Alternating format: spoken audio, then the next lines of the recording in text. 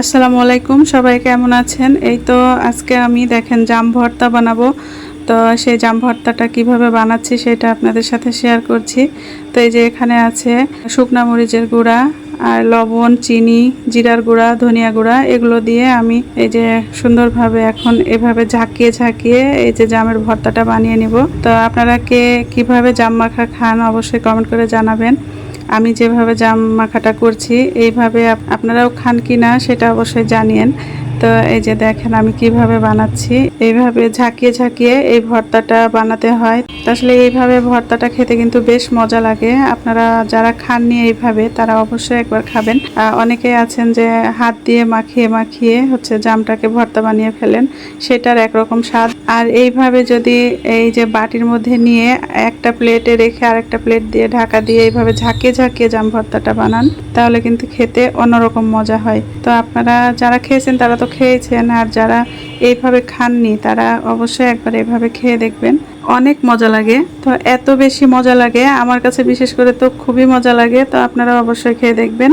তো এই যে জাম ভর্তা বানানো শেষ। আমি কালকের ভিডিওতে বলেছিলাম জামগুলো আমি দেখিয়েছি, যারা আপনারা প্রতিনিয়ত আমার ভিডিও দেখেন জানেন আমি এই ভর্তাটা শেয়ার করব বলেছিলাম। তো এই তো আজকে জাম মাখাটা করতে করতে ভাবলাম যে শেয়ার করে ফেলি। এই যে অবশেষে আমার জাম মাখা কমপ্লিট। এখন জাম মাখা খাবো, তারপরে আম দিয়ে চিড়ে দিয়ে আম জাম, কাঁঠালটা শুধু নাই আজকে। তো অবশ্য কাঁঠাল আছে কিন্তু কাঁঠালটা পাকেনি। আজকে আম মাখা জাম মাখা দিয়েই সন্ধ্যার নাস্তা চলবে। তো এই তো চিড়া দিয়ে আম দিয়ে মেখে নিয়েছি, আর এদিকে জাম মাখাটা করেছি।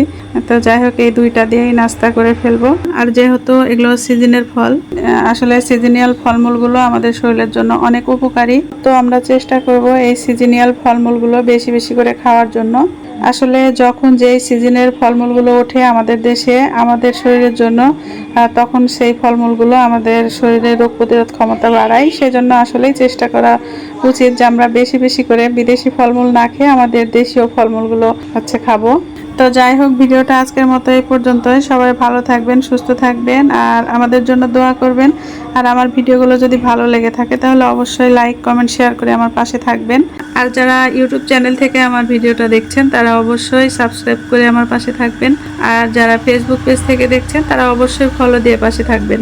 আর আমার কাছ থেকে কোন ধরনের ভিডিও দেখতে আপনারা বেশি পছন্দ করেন সেটা অবশ্যই কমেন্ট করে জানাবেন। আর একটা কথা বলে নিই, আপনারা যখনই ভিডিও দেখবেন তখনই কিন্তু পুরো ভিডিওটা দেখে তারপরে কমেন্ট করবেন। তা না হয় পেজের সমস্যা হয়। আমরা যে ভিডিওটা বানাই সেই ভিডিওটা না দেখে যদি কমেন্ট করেন তাহলে রিচ ডাউন হয়ে যায়, পেজের ক্ষতি হয়। তো আমি চাইবো শুধু আমার না, যারই ভিডিও দেখেন না কেন আপনারা অবশ্যই পুরো ভিডিওটা দেখে খুব সুন্দর করে একটা গঠনমূলক কমেন্ট করবেন। আর ভালো লাগলে লাইক, কমেন্ট, শেয়ার করে পাশে থাকবেন। তো আজকের মতো এখানেই বিদায় নিয়ে নিচ্ছি। আল্লাহ হাফেজ, আসসালামু আলাইকুম।